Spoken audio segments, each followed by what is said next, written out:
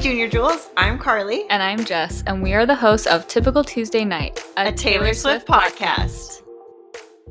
Hello, and welcome to the Typical Tuesday Night podcast. I'm Jess. Carly. And oh my gosh, I'm going to do it. I wanted to not say we have a fun, I'm so excited. And now it's like habit. It's the new So Interesting. Oh we're so excited. We're so excited. So excited.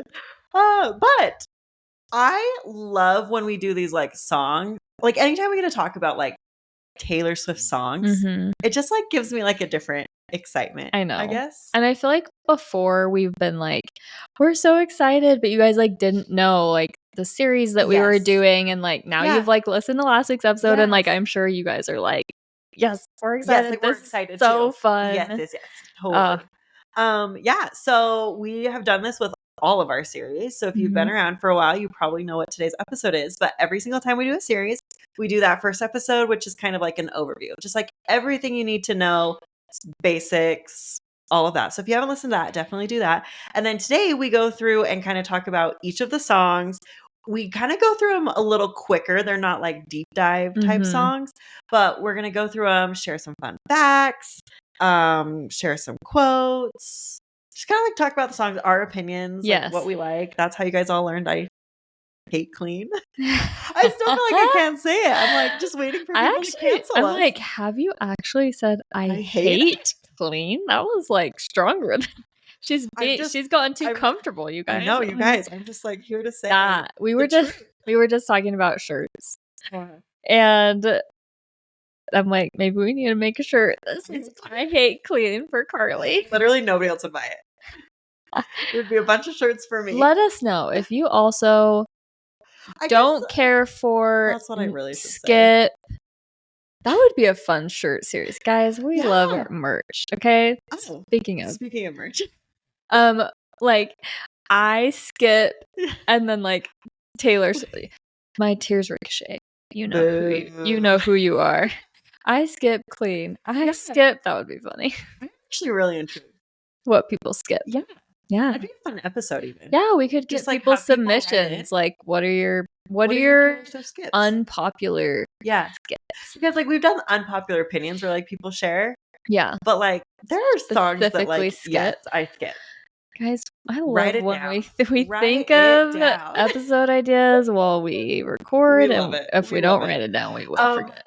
Also, while you're writing that down, I cannot get over the Summer I Turned Pretty Daylight Red mashup. Ooh, I know. It is so good. So good. And the like the cinematic version where like just the background. Oh my gosh. I will just like randomly listen. It's like as like a podcast on Spotify. You can find it. I just like randomly pull it up. I'm like, this is incredible. You need to send that to me. It reminds me of August when they did it with August. Yes. Like, why is that not released? Yes. Like the Summer I Turned Pretty version of August. I know. And it's annoying because it's also not an Instagram sound anymore. Because do you remember me and Allie and that girl made an August like running down the beach video? It's and gone? Now the audio isn't there. Really? It makes me sad. I wonder why. I don't know. But now we're just running through the ocean just to silence. So that's fun. Just too bad because that video is so epic. But anyways, back to the hats, the merch. I mean, we have our cute hat. So cute. I know they released last week. Yeah, we showed this to you guys last week. It is seriously so cute. We're obsessed with it. Everyone we show it to, they like love it. I'm obsessed. And I've worn it so many times. It's so comfortable. It's so which comfortable. Is really, really nice. If you're on YouTube, I'm like showcasing it. So come check it out on YouTube or on our website. Like a denim blue, and it has like a little bit of distressing on the brim, which is really cute. And then it's embroidered, so it's like really nice, high quality, like a purple 13 with like a little white butterfly. I know, it's so cute. So cute. And it like is perfect for summer. Is that? I didn't even realize the like back. The little like adjustable strap thing. Yeah.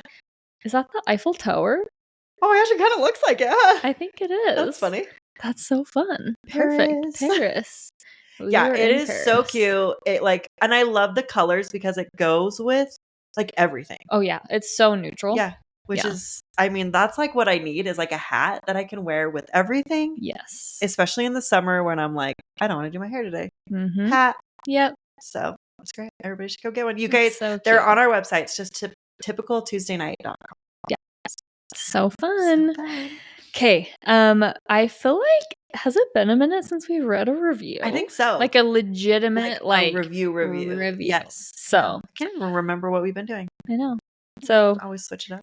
Sometimes just random thoughts from like Patreon people. Or message DMs. Which is fun. It's nice to like, I feel like this is like not even like a review segment. It's more of like a Junior Jules segment. Yeah. Of like whatever you guys want to talk about or like say. Something from the listeners. Yeah.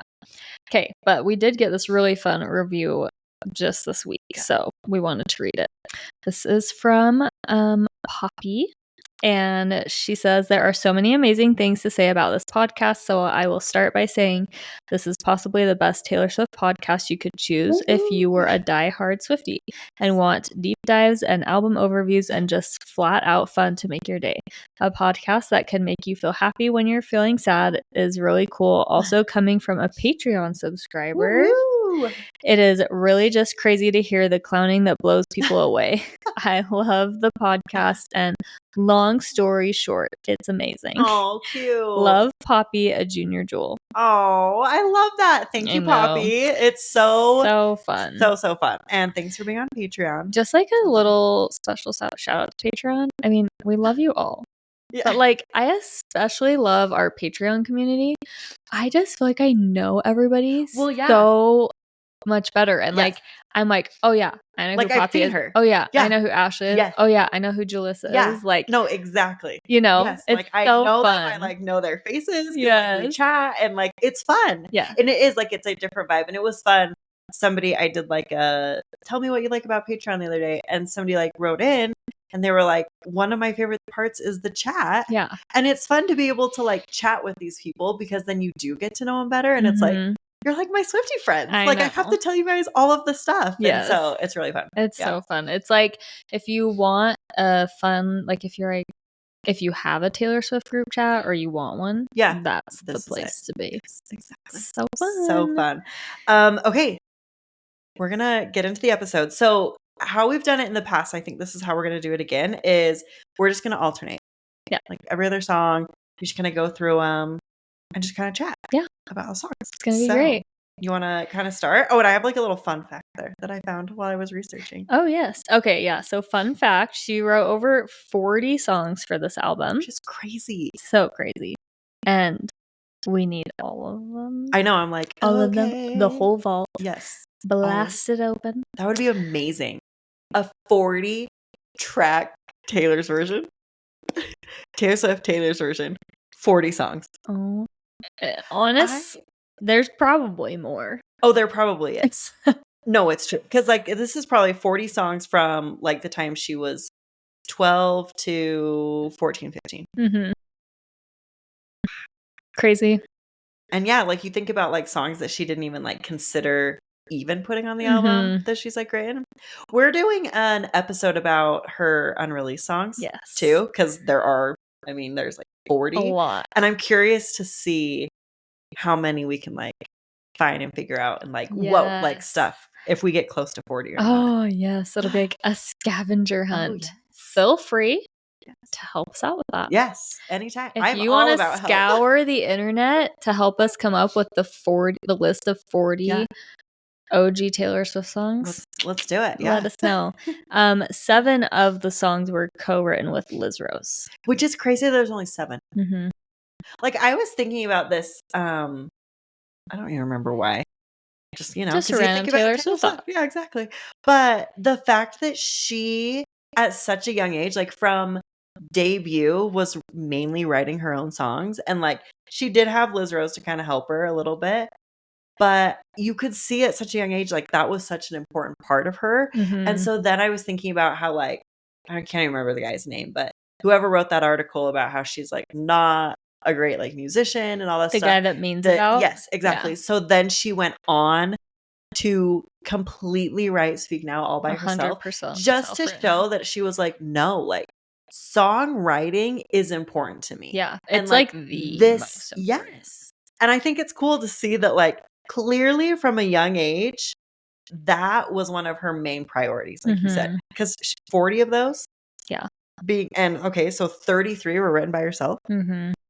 Like, what? Yeah, at 14, 13? Like, obviously, I love Taylor Swift as a musician, but like I think her main strength in general is storytelling, and music just happened to be her like medium of choice, which I'm grateful for. But like that's why we've said like we would love to see a movie written and directed by Taylor, or like a book, because because she has that core talent of storytelling, anything that she does is just gonna be amazing. So fun. I will say, like, I've been listening to the album a bunch, for the series, and guilt-free, by the way. Guilt-free. It's so nostalgic, and like it legit is a no skip album. It for me. is so good. No skips. No skips. I'm trying to think if there is a skip. Okay, we'll get to it. There is an occasional one, maybe two. Yeah. That I will sometimes skip. Depends on my mood. Maybe if I had I haven't listened to it much for like a long time. So like maybe if I was like listening to it more regularly, I would. But like everyone, I'm just like, Yeah, that's a good point. And I think it's different too. It kind of depends on your mood.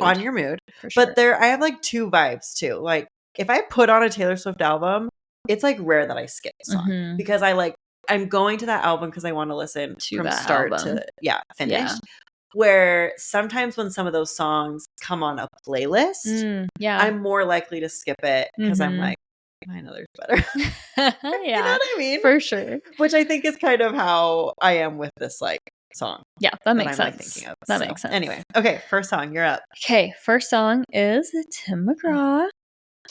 This one is so nostalgic. It is so nostalgic. I was gonna say if you're new here, but also even if like you're not that new, I feel like it's been a while since we've done an album with secret messages. Oh my gosh, I know.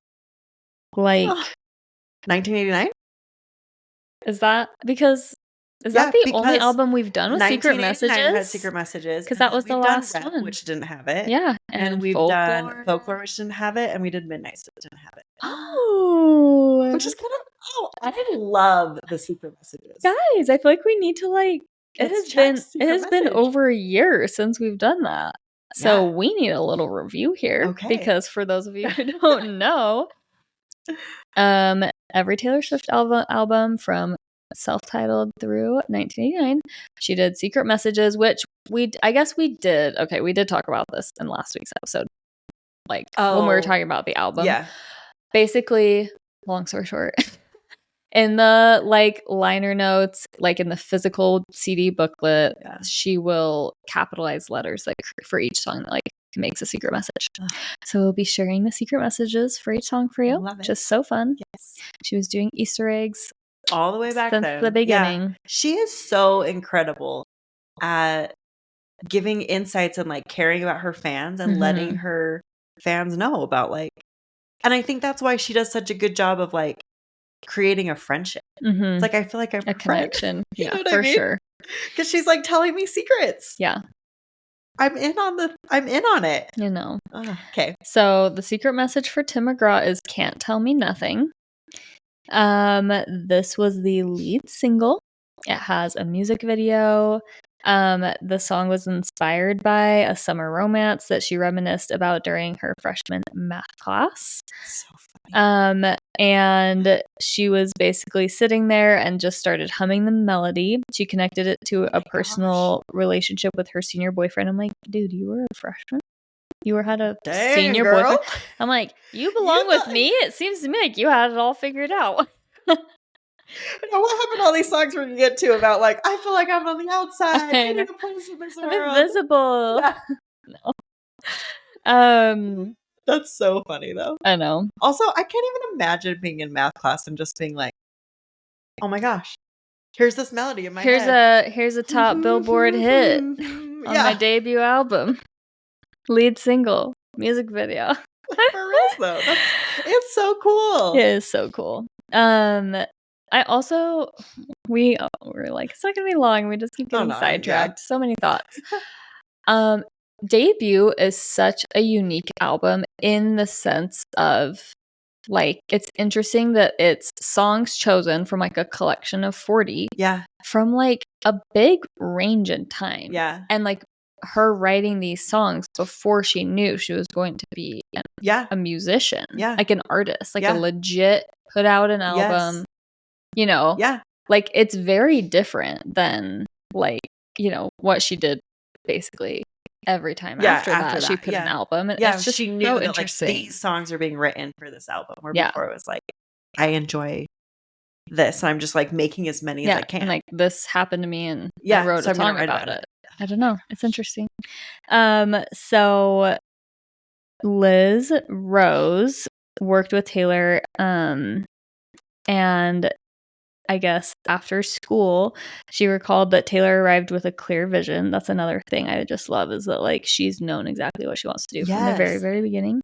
She had the idea, the melody, knowing exactly what she wanted. Her goal was to capture both sweetness and sadness of loving someone and having to let them go. And there is this fun quote. We were talking. It is crazy and amazing how much information Taylor gave for this album. Like the amount of like direct quotes we have from like either Taylor or like other people that worked on it. It's like we could give you quotes for like every single song. And she's pretty specific. And we aren't even like, some stuff we like left out because we will like include it when we do like the song deep dives. But it's crazy how many like direct quotes we get from her for each song. But I think about it too, because she was doing a lot of like tour, like promotion, like interviews, and so that's true. Like a lot of them, I even like saw a couple of like YouTube clips. Like she's up on stage and she was like, "This song is about so and so, and I'm gonna sing it next. Here it is, you guys. I just saw it," you know what I mean, or whatever. And then she like starts playing it, and I'm like, "Yeah, of course we're getting a lot more quotes." Like she was everywhere trying to get her name out there, so she's just constantly talking, and I'm like, I kind of miss that. I know. Like, can you imagine? She never would have. But if she had done this for like Tortured Poets Department, and every time your face, my gosh, literally every time she like got up on stage to sing a song, this is like, for you, Maddie Healy, the smallest man who ever lived. Oh my gosh. When you were at my apartment and we did, you know what I mean? Like, had she gone into specific that she is going to in like, these songs, like, dang. Oh my gosh. She doesn't need to, but it's just, it's crazy. So the quote was, "This song means so much to me. That's why we wanted it to be the first track on the album. The idea for this song came to me in math class. I just started singing to myself. When you think Tim McGraw, the concept for this song hit me because I was dating a guy who moved away and it was going to be over for us. So I started thinking of things that I knew would remind him of me. The first thing that came to mind was that my favorite song is by Tim McGraw. After school, I went downtown, sat down at the piano, and wrote this with Liz Rose in 15 minutes. Oh my gosh. What? It may be the best 15 minutes I've ever experienced. It deals with the haunting power of music and how hearing a song years after it was first popular can have such an emotional appeal." That is the most oh my gosh. quintessential thing. Is that the right word to use? I've ever heard. Because, hi, Taylor, you've done that for me my entire life. Yes. Wow. I also, the 15 minutes. Yeah. That is when you know, like, she works hard. And it's a gift. But yes, that's what I was going to say. It's like, this woman works hard, but like, I'm sorry. You're writing Tim McGraw at 14 years old. Basically a first draft. Yeah, in 15 minutes. You can't do squat in 15 minutes. I can go upstairs and be like, what was I looking for 15 minutes? I literally did that today. We're like getting ready to record. She's like, I forgot what I left to go get. I was like, blah, blah, blah. Then you come back. I forgot again. It's all good. You know, we have our own strengths. And then the original title is supposed to be When You Think Tim McGraw. Oh, interesting. I think it was smart to just do Tim McGraw. That was Scott Borchetta's idea. Smart. Mm-hmm. Okay. Any thoughts, like personal thoughts on Tim McGraw? I love Tim McGraw. Sometimes I have weird feelings about Tim McGraw, mostly because it was the first single. Like, I feel like Tim McGraw, I'm curious what you think too. I feel like Tim McGraw, it was like when, because we're going to talk about like our Taylor Swift entry. Yeah. What entered us into the fandom. And like, I feel like because Tim McGraw wasn't mine, I'm like, I barely wasn't there right at the very beginning. Yeah. Do you think that you had heard Tim McGraw though? I don't know. Because I think, like, I was thinking about it. I'm like, I know that I had heard, like, this was my era where I was constantly listening to country radio. Okay. So I think, like, I had heard, like, Tim McGraw, Teardrops on my guitar, but I don't remember it being the song that brought me to Taylor. Does that make sense? Yeah. It was like, like you'd heard it. Heard that, and I don't know that I had heard it because I very specifically remember like loving Teardrops on my guitar. Okay. And then hearing, and I was like, what? She has another song. What? Okay. Wish I could just like go back. I know. And like see. I just like remember the song that made me like love Taylor. Mm-hmm. But I'm like, I had to have heard this song. Yeah. Like I literally was like constantly listening to country radio. I had, and I just didn't like you just couldn't remember. But I mean, I wish we could go back to it. But I love the song. Like I do too. And it sets the tone for the album. Yeah. I don't know. I also think it sets the tone for like Taylor storytelling. Mm-hmm. And yeah, I love it. It's one of my favorites. Yeah. More just for the nostalgia of anything too. Okay, track number 2 is Picture to Burn, and I love this secret message. It's date nice boys. Like, yes, throw them under the bus. And I just need to remind everybody that isn't this the oh my gosh, the nice boy Ed anagram? Yeah, the anagram. Nice boy Ed anagram. Yes. If you know, you know. Yep, if you don't, we are not explaining it. Sorry. You need to be there. You need to be on Patreon. Yeah, for reals. So I thought this was kind of fun because it is kind of like one of her songs that she's like ripping in to this boy. And Scott Borchetta was like asked about it, and he was like, I never thought this song was too harsh.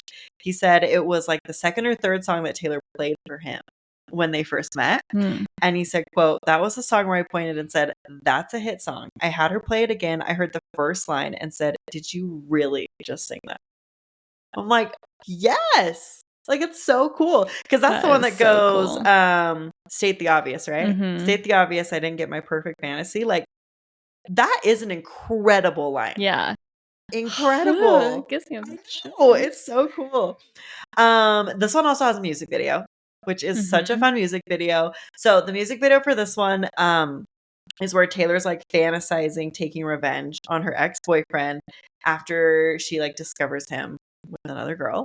And I love it because it has the OG Abigail band Anderson. And doesn't it have the OG band? Yeah, it has her OG band members. And which I thought was fun. They called themselves The Agency. And they came up with that name at this video shoot. Yeah, because they were like all dressed up in suits and like stuff. Yeah. It's like so fun. I mean, you get like pyrotechnics and like it is such a fun music video. Yeah. Like, oh, I love it. I love it too. And then Austin, her brother, also appears in the video. Oh, he does? I didn't remember that. I didn't just like saying that. I didn't see that. I'm like, now I need to go rewatch the video. Yeah. I thought this was also interesting. It was chosen as a single because she was currently opening for Rascal Flatts at this time. And she said this was the song that people would scream at the top of their lungs when they were like singing with her. And I'm like, she is so smart to be like, okay, well, clearly that song is resonating with people. So like, she does that a ton. Single. Yes. And for a debut, she is like, she's listening people to people like this. Yeah. We're going to run with this. Yeah. And I, like I said, I've been listening to the album a lot and I just listened to it in order. Yes. And I was like, it's such an interesting, like, the choice to go from Tim McGraw directly to Picture to Burn, because it's a pretty like stark change. Yeah. But I think it was super smart because I feel like it showed like Tim McGraw is like incredibly storytelling, paints such a picture. And like obviously Picture to Burn does too, but Picture to Burn also shows like, I'm not just like this little like quiet, yeah, nice girl. Like I have like power behind me and like, attitude. Well, and I think it kind of gives me the vibes of Carrie Underwood's Before He Cheats, which was huge at this time. Like I think when I was looking at some stuff, I'm pretty sure she had the 3rd best-selling album of that year. And so I think it was like a kind of a smart move to like really lean in heavily to those like country vibes. Yeah. Okay, let's also talk about, this is the song that she says, well, the original lyrics were, "That's fine, I'll tell mine you're gay." And now it says, "That's fine, you won't mind if I say." So there were the OG lyrics, and then she changed it for, I mean, last week we talked about all those. There's a million different versions of this album, but the very final one with like the deluxe and stuff, and on it says, "That's fine, you won't mind if I say." Which one do you remember? Oh, "I'll tell mine you're gay." Yeah, me too. I did not know. I knew she changed it. Yeah. I did not realize that she changed it all the way back then. Yeah. Like that is the version I had always known. I thought she changed it just for the radio. Oh, maybe that's what I thought too. Yeah. Yeah. Because I remember like hearing it on the radio and being like, "Excuse me, what?" And you know why? Why? Because we probably brought the CD. Yeah. And that's all we listened to it on. And it had the original. Because I'm like, why? Like, why did I mean, I'm talking like forever. Like, yeah. Up until like not that long ago. That's funny. Yeah. It probably came up like when she changed Better Than Revenge, like people were talking about it. Like I seriously don't think that I thought that, I didn't realize that was such an original swap. Yeah. Man. But probably because we mostly just listened to the disc, the original, which can't change like streaming can. I know. Like, sorry, it's locked and loaded forever. Sorry, that's what I'm always gonna sing. I thought this was fun too. This song has won 3 awards at different award shows. Yeah, that's awesome. My fun fact for you. Yeah. Okay, Teardrops on My Guitar, which is my Taylor Swift like entry. We need, what's like, I feel like there's a better term. I don't know. I feel like that's a good way to describe it, though. My entry to the fandom. Yeah. I was so freaking obsessed with this song. Like, so obsessed with the song. I don't even want to know how many times I listened to it. Like, back then. Yeah. Oh my gosh. It would have for sure made my Spotify Wrapped. Number one. Would have been like the regular, then the pop version, number 2. Just kidding. I actually don't care. Loving that she used a specific boy's name. Yeah. That to me, I just feel like it's like peak Taylor. Like that is so her. But also it just made it feel more personal to me, even though it was like, I don't know Drew. Yep. That's what's I was like, oh my gosh, like this happened to you, and like this has now happened to me. Yeah. I have my own Drew. Yes. Even though his name isn't Drew. Yeah. And I honestly think that this was a lesson learned for other songwriters. Yeah. Is like, you think like, oh, I can't make it super specific because then it's not relatable. Yeah. But people are always like, actually, like the more specific you are, the more relatable it is. And I think that is like proven throughout Taylor's entire discography. 100%. Yes. So the power of storytelling. Yes. So Teardrops on My Guitar has a music video as well. It also has a pop version. It's the second highest Spotify streams on debut with 232,320,000+. That is wild. Yeah. Ugh. And a lot of those are probably from me. Just kidding, not on Spotify. Just on my CD where nobody can count it. I always hate that. That's how I felt about. Oh, except I guess at this age I had an iPod. Yeah. Yeah. And I probably bought it on iTunes. Is that what you were gonna say? That's what I was just gonna say. I mean, back then, yeah. Yeah. Well, it's funny because I was gonna say, from LimeWire. Like, I wonder if. I mean, there's no way now, but like, you know how you used to, like, on iTunes, it used to tell you how many times you've like listened to a song. Didn't it used to do that? Probably. I feel like it did. Like a play count. I wish, I had. Oh, that data. For like all time for stuff. Wouldn't that be so cool? Yeah. Because there's like songs and I'm like, I'm so curious how many times I've actually listened to this. And then you purchasing iTunes would like make sense. Yeah. Of like there you go. a reason Come on, for you won't it. laugh at me. Just kidding. But like truly, what is my actual number one most listened to Taylor Swift song? Yeah. Wouldn't that be interesting? That would be really interesting. I just need to know. If off the top of your head, what would you guess? Oh my gosh. Don't ask me because I have no idea. I know. Like, if I ask you, you're going to ask me and I don't know. Like just initial gut reactions, I would have said probably We Are Never Getting Back Together. You Belong With Me or Blank Space. Yeah. Which I feel like those singles, when they get released, it is like literally on just repeat. On repeat. Yeah. So, I don't know. That makes sense. Gut reaction. Go. Maybe You Belong With Me. Yeah. I actually also was super obsessed with Fearless. Oh. Like the song. That's a good one. Yeah. My ringtone is still You Belong With Me. I have not changed it since like well, good, because that's what our podcast is. So. But I'm like, you know, like it was really popular to have like I love or ring back tones. I never had those. I always wish I did.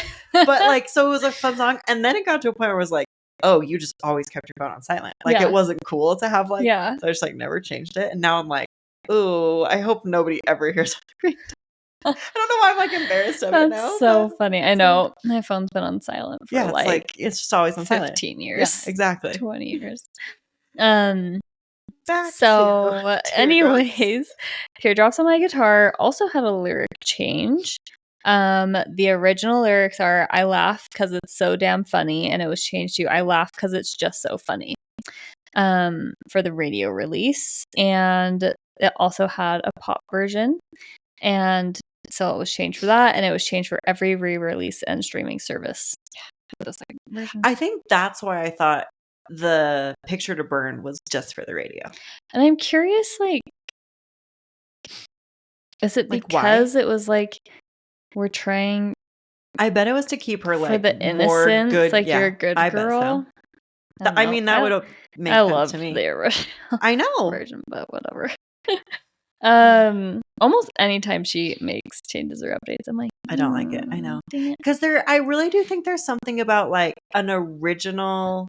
Yeah, like her idea. Yeah, it was like that is, and that's what you've heard, and so that's what you like grow to love. Yeah. So, and then Taylor was 17 when the song was released, and it made her the first teen country star to make a major crossover into the pop charts since LeAnn Rimes. And then, this is very random, and I'm not going to call this a fun fact. Okay. Did you see it? No. Do you know? I did not know. Wait. Do you know this about Drew? I actually did hear about this. I feel like I don't remember what the context was, if it was on the podcast or somewhere else. I don't know. I feel like I remember someone saying, wait, we don't like Drew, right? Or something. Does that sound like a familiar conversation? I don't know. Drew. If you had asked me, I wouldn't be able to tell you, but reading that, I'm like, oh yeah, that sounds familiar. Like, so I feel like I've heard that. Drew, who Teardrops on My Guitar is about,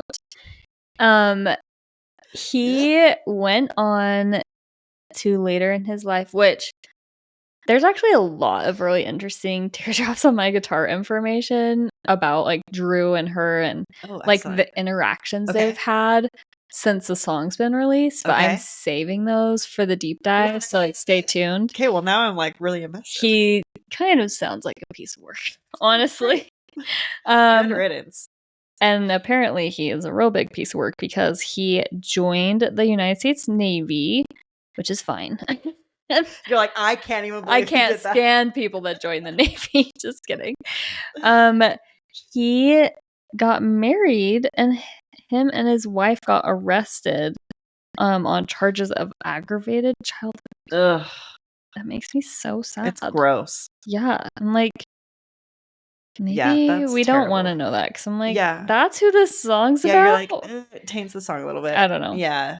Ooh. It's so crazy. That would be weird probably for her too, to be like, this guy that I just like had this big crush on is actually like singing that song now. Yeah. To be like, ooh, can I not say Drew looks at me? Yeah.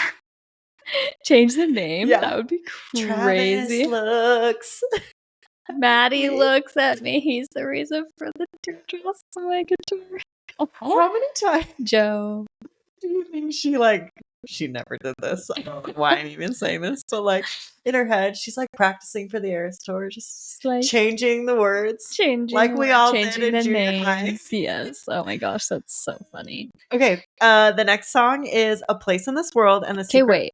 Yes, we didn't neither of us gave our personal opinions on "Picture to Burn" or "Teardrops on My Guitar." Oh, my bad. We're just trying to blast through because we're getting so sidetracked. We're getting way sidetracked. I think this is going to be 2 episodes. Don't you think? We're at 45 minutes. What? Oh my gosh. Sorry, guys. This is going to be 2 parts because it'll be... It's all good. We're having a fun time. I remember... Oh, see, I got to stop. Apparently, I needed to talk to people. It's been a day. Podcast. Yeah. Goodness, I have a podcast. So we could just talk for 3 hours. I love Picture to Burn. Me too. I think so it's one of those that is so fun to scream in your car. It's so empowering. Yeah, it's just yes, especially back then, as a teenager, any boy that didn't like me, I was like, screw you, go burn your picture. Never did, but it was fun. And then, yeah, I dreamed about doing it a lot. And then, Teardrops on My Guitar, love. Yeah. Love all about it. I also love the music video. Mm-hmm. Iconic. I just remember the amount of times I watched that on MTV and just MTV. Yes. Yeah. See, all of this is so iconic. It's so good. Back in the day when you only had to back in the day, if you guys aren't old. Yeah. Which I know some of you aren't. For real. We have a lot of young listeners. We used to just have to survive off of our CDs. Yeah. Or listening to the radio and praying that our favorite song would come on. And I remember I had a recording device and if I heard my favorite song, I'd go and record it on the radio. I'd never make the first 10 seconds. Did you ever call to request songs? Yeah. All the time. Radio Disney? Do you want to know the song that my brothers and I... Oh my gosh, you guys. What is wrong with us? What is wrong this has nothing to do with Taylor Swift. The song that we called and requested the most on the radio was Lonely by Akon.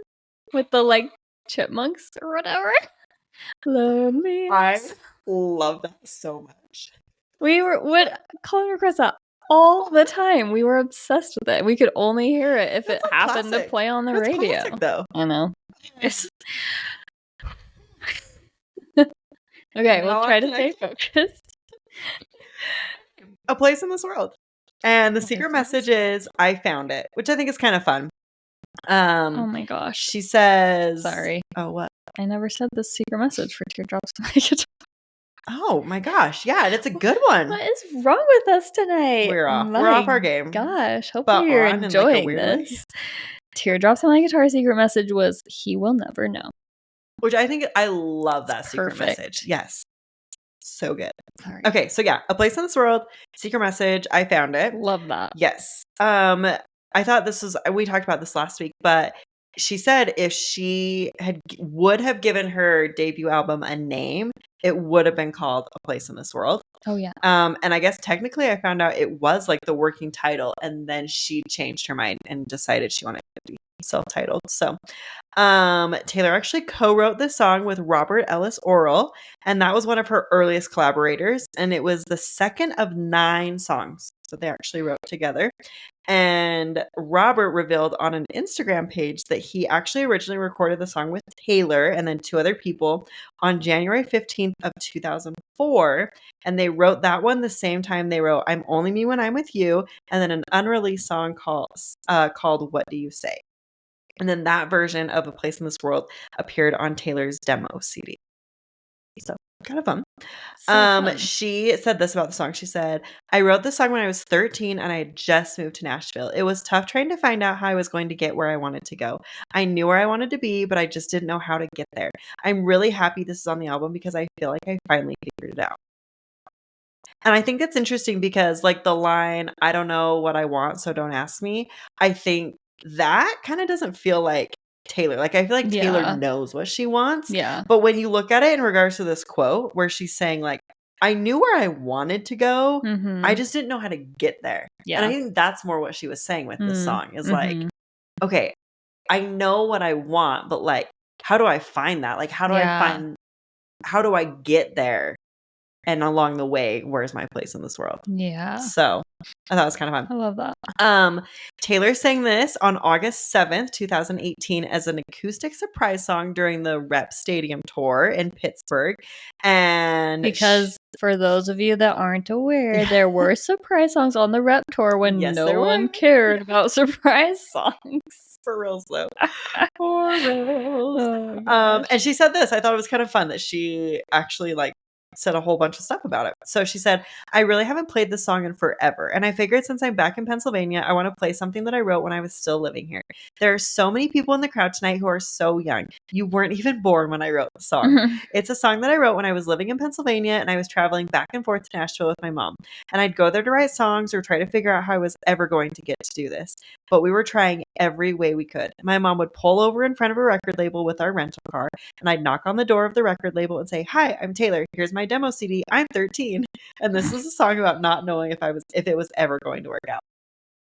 I'm just like, it's so I love to hear what she has to say about these songs, like in retrospect. Yes. Like that moment in her life of like handing out demo CDs with her mom and like trying to make it work reminds her of A Place in This World, where I also feel like A Place in This World is about her trying to figure out how to get there. Like it just is kind of like a fun full little thing. Yeah. And then on April 22nd of 2023, Taylor chose to perform A Place in This World as on the Eras Tour, the first of her 2 surprise songs in Houston. And this is what she said then. She said, it's okay if you don't know the song, but if you do, you get bonus points, which I was like, yeah. She says, this is a song that I wrote when I was like 13 years old and it was on my first album. And I'm sure I related to it when I wrote it, but I think I relate to it more now, 20 years later. And I very rarely ever play it live. So I decided to play A Place in This World. That's interesting because that's like right after the news about her and Joe broke. Oh, I hadn't made that connection. But so yeah. That's really interesting. Yeah. She was in a place where she's like, I don't know what the future looks like for me. I thought I had my place. Yeah. And I'm sure like, I mean, you different. think about like all the times now that we've like seen her, if you're like retroactively looking back, I think a lot of times in her life, she actually does feel like, I don't know where I fit in. It's like, I'm a monster on the hill. Yeah. I'm trying to figure it out. I don't know. And then this still shocked me, honestly. During the closing night of the Eras Tour, she played A Place in This World as one of the surprise songs and paired it with New Romantics. That was insane. I was like, what is going on? Yeah. Because I like A Place in This World, but like if I'm being honest, it's not like my skip on here, but like it's not one of my like you wouldn't if you're like favorites. Last songs for the Eras Tour to close it out. Never would have thought. Never would be picking that. No. But this is what she said right before she played it. She said, because we had so long to prepare for the end of this tour. And that's when we were all like, oh, Rep TV. Yeah. Just kidding. Because we had so long to prepare for the end of this tour, I was trying to think about what songs really encapsulate how I feel about tonight. So I decided to go back to the beginning. I remember I was like, okay. And then I can't remember. I do feel like when she first started playing it, I was like, what is going on? Why is she playing this? But I feel like the way she mashed it with New Romantics, which seemed like also an odd pairing to me, I feel like the message that it gave, I don't remember what it was, but I was like, okay, like this works. I like this. It was just I think it definitely surprising. I was just very surprised. Cool to know how much thought she'd put into it. Yeah, like she actually was like, this is the last song. And I'm sure though it felt weird because she had just done something for, almost 2 years. Yeah. It was like so much of her life. Yeah, it was like all consuming. And then she had to realize like, I'm leaving that behind and like, so what am I doing next? Yeah. Like, this is probably what I want to get to, but like, how do I get there? Like, so she's doing the same thing 20 years later. Yeah. Crazy. Yeah. I love that. Okay, the next song is Cold as You, and the secret message is Time to Let Go. Track 5, man. Yep, track 5.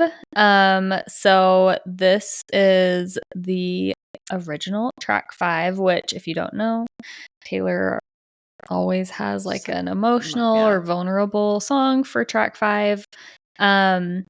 And I love this quote. She told Rolling Stones that it was her favorite song on her debut album and said, the hook is, I've never been anywhere cold as you. She said, I love a line in a song where afterward you're just like, burn. Yep. I'm like, I do too, Tay. I'm obsessed with that. That's amazing. And she wrote this with Liz. She said, I wrote this song with Liz, and I think the lyrics to the song are some of the best we've ever written. And Cold as You has only been performed, the song in full live, twice. Wait, really? Twice. Technically, well, so like I said, in full. Okay. So she played it for the first time live, St. Louis, March 2013 on the Red Tour. That was the first time she'd ever played it live. And then in Houston on the Eras Tour in April of 2023, she played it on the piano as a full surprise song. And she said, I've been really trying to go back through different times in my life and my music. So there's a song on the first album, and like no shade to the other songs on the album, but I do think Cold as You is the best song on my first album. Wow. So that's why it's also so interesting. She never played it live much. But it's like her favorite. Yeah. But once again, April 2023. Yeah. Oh, interesting. Joe. And we all know he's cold as the wind. For reals though. But then she did mash it up in Indianapolis, November of 2024 on the Eras Tour with Exile. I do remember that. Yeah. Because I remember being like, oh, yeah. Yeah. So good. Oh, now I need to go re-listen to that. Yes. So fun. I love Cold as You. Me too. I think it's like the perfect track 5. Mm-hmm. And yeah, I think it was, I'm not surprised that this is one that she wrote with Liz. Because it does feel like some of the lyrics are a little more, I don't want to say like precise, but like it just feels like she dug It's like deep. fine-tuned. Yes. And I'm sure Liz like really pushed her to be like, okay, like let's talk through this. And now like we're going to get into it. And now we're going to nitpick it. This is going to be solid. Yeah. So, yeah. Okay, we want to take a quick ad break and tell you guys about today's podcast sponsor, Love Olive Co. We love it. We love it. Yes, we do. I just got this new shirt. I bought this. I think it's so cute. I'd seen it. And I was like, okay, that's really, really cute for summer. I was like, you know, one of those shirts you're like, oh, I don't need new clothes. But then you're like, yes, I do need that new clothes. I don't need new clothes, but I do need that shirt. I was really bummed because it sold out. And so I was like, dang it. And then they restocked it. And that's one of those moments where you're like, okay, I'm validated. It's a sign. Yeah. I need that shirt. Yes. They restocked. So I bought it. But I think it's so cute. So if you're not watching on YouTube, you should watch on YouTube. Because then you can see our fun clothes. It's honestly pretty fun to watch us on YouTube. Yeah, it's fun time. We make faces that you just can't see when you're listening just on the podcast. Very, very true. Yeah. But yeah, it's just this like red gingham print, and then it's like one of those like 3 ties like at the front, and it's really the sleeves are like fun and kind of poofy, and it's like cute. Really flattering too. I'm obsessed it's a good with one. It. Yeah, it's cute. And then I actually have Love Olive Co on today too. We like I guess we haven't even said this yet, but it's 4th of July this week. We thought we were gonna rep TV this week. We love 4th of July, so we thought it'd be fun to like dress patriotic. I am wearing this super cute, which if you follow us on Instagram, I like kind of showed this on our Instagram, but it's like this pink short sleeve sweater with this like American flag on it. That's so cute. So cute. And then these like red linen kind of pants, but they're really light. Oh, are they? Like they don't look like they would be. Yeah. Like they look like they're great quality. Well, like super good quality pockets. Which that's like the dream though. Like that's what you want. They're like they're not full length. They go like to above the ankle, and they're super lightweight. It's so cute. I love them. So fun. Yeah.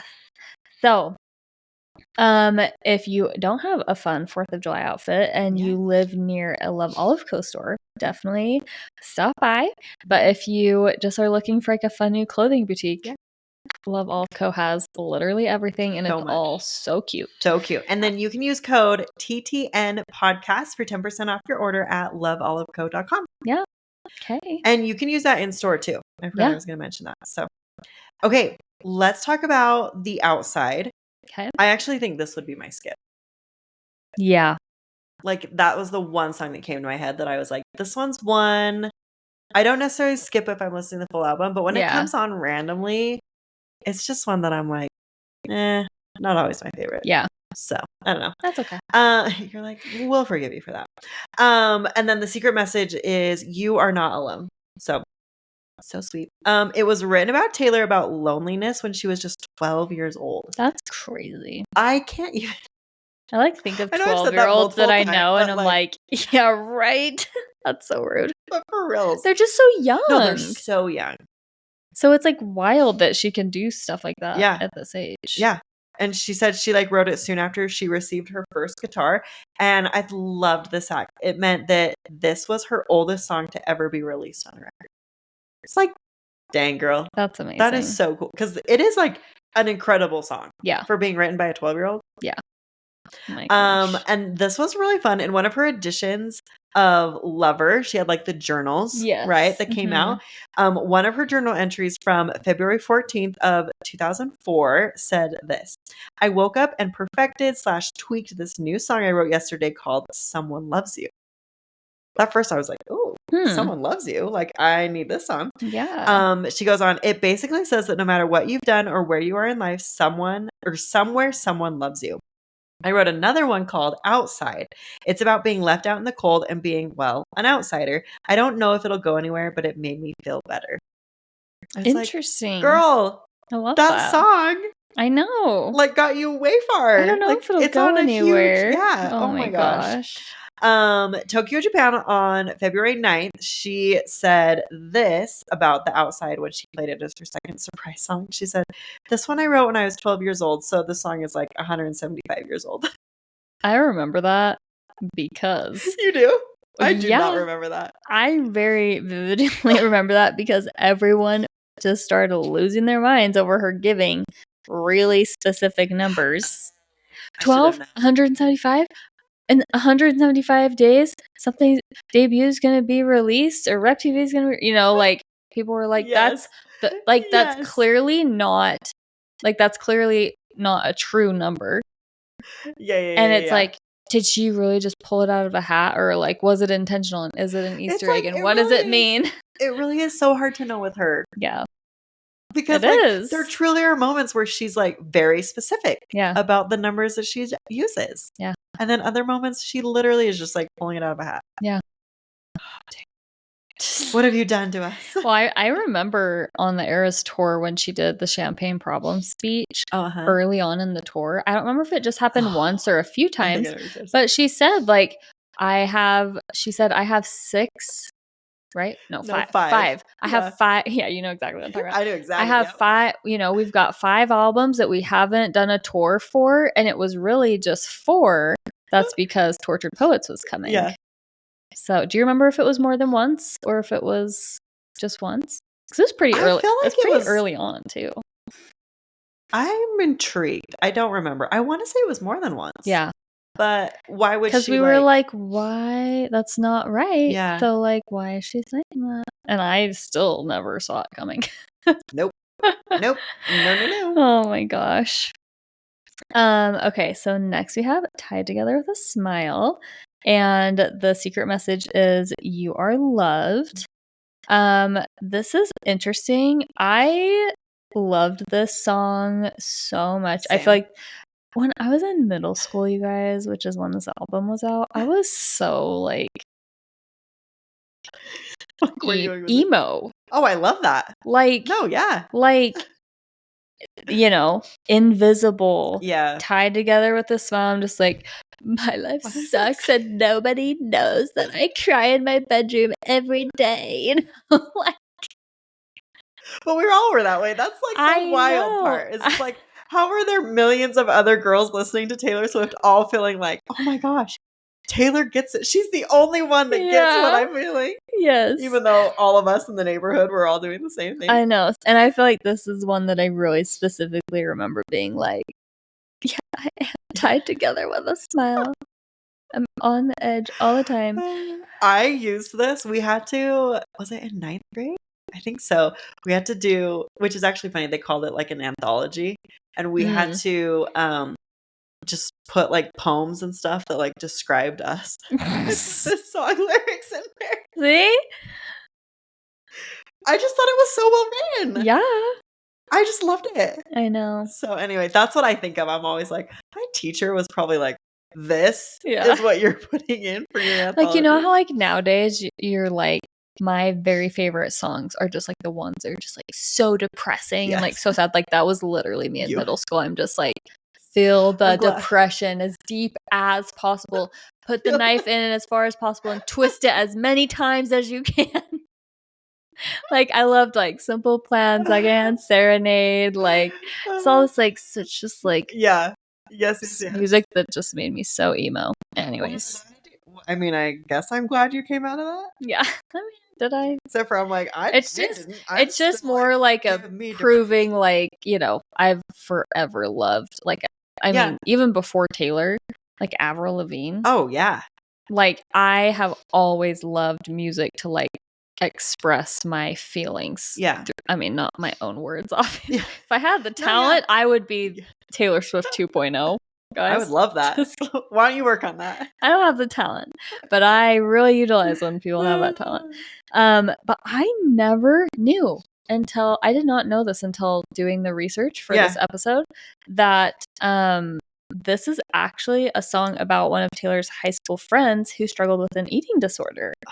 I did not know that.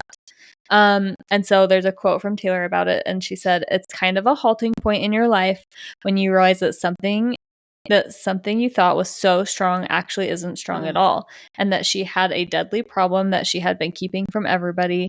It was a really tough time, and I wrote that song, and it helped her through it, and she's fine now, so it's good."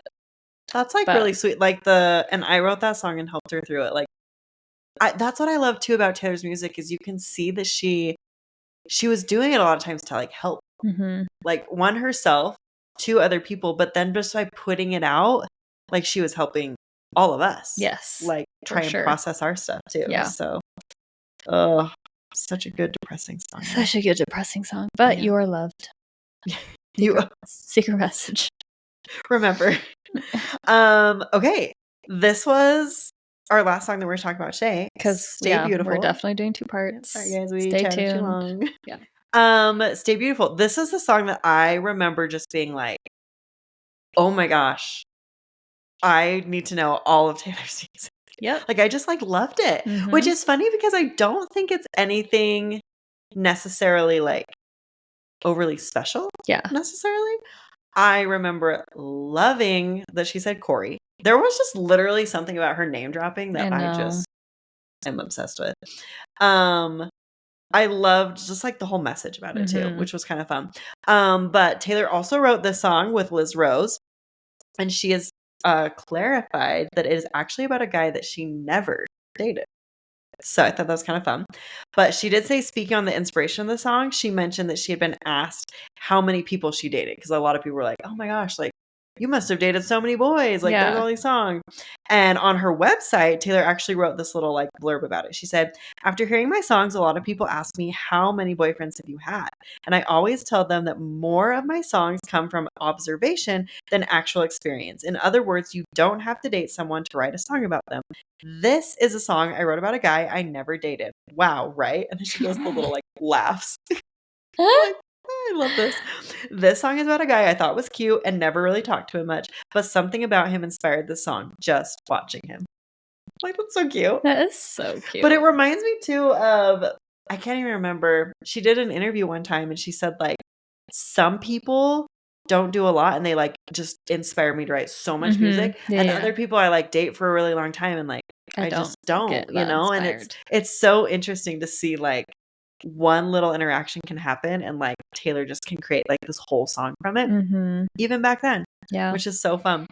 I did not mention the secret message. The secret message for this one is shake and bake. I tried to research a little bit more about this, and nobody really can know why or like what that means. If you know, please let me know. The only thing that I can think about is in the liner notes, we were reading her like prologue or whatever. She put in there, like, thanks Scott Borchetta for blah, blah, blah, shake and bake, man. Yeah. Do you remember that? Yeah. So I remember being like, what? So I'm like, is that related? But like, stay beautiful. I'm just like, that doesn't connect. I don't know. No, if you have any shake and bake info, send it our way. Bring it to us. Shake it and bake it. For reals. Oh man. That could also make a great shirt. We're always coming up with the shirt ideas. Oh my gosh. Okay. Well, yeah. This was not planned to be 2 parts. Sometimes you just get to talking. Here we are. I know. It's great. Yeah. That was honestly the fastest hour of my life. Like, for reals though. So yes, stay tuned. Next week we will have part 2 coming up. We'll talk more about the songs. It'll be really, really fun. I did want to mention we do have misheard lyrics for debut coming up in a couple weeks.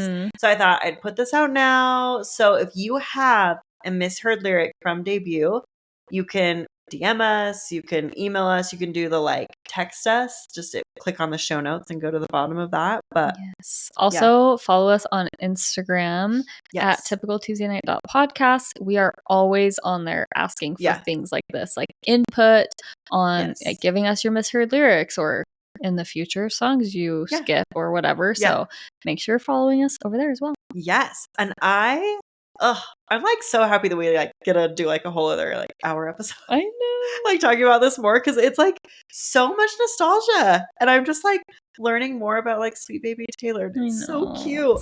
I just feel like learning about like her life, and there's just like something so special about debut. And I'm sure lots of other Swifties would love to join in the conversation. So go and tell your friends that I'm obsessive and crazy. That's fine. You won't mind if I say follow our podcast. See you next week. Bye, guys.